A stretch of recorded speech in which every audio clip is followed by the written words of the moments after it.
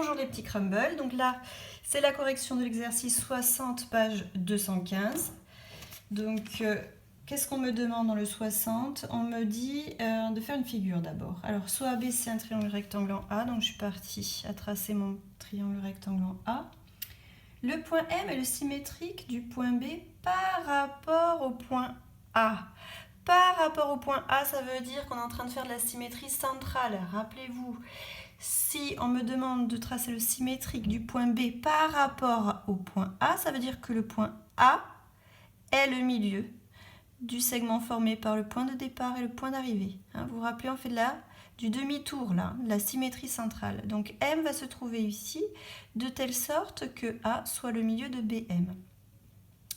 De la même façon, on me demande de placer le point N, qui est le symétrique du point C, par rapport au point A. Donc encore une fois, c'est de la symétrie centrale autour du point A. Donc N vient ici. Et parce que je vais en avoir besoin, eh bien, je vais écrire ce que donne la définition de la symétrie centrale pour ces deux points. Donc on sait que M est le symétrique de B par rapport à A et que N est le symétrique de C par rapport à A. Donc par définition, ça veut dire que A est le milieu du segment formé par le point de départ, le point d'arrivée. Et il est aussi le milieu du segment formé par le point de départ et le point d'arrivée pour Cn. Donc on a un codage assez intéressant là, parce que vous reconnaissez de suite le théorème qui va nous permettre de conclure qu'on a un parallélogramme.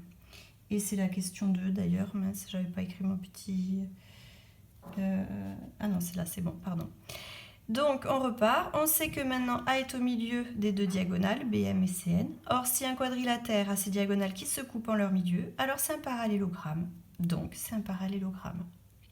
Alors je ne vous ai pas donné la question 3 parce qu'il fallait en déduire que c'était un losange.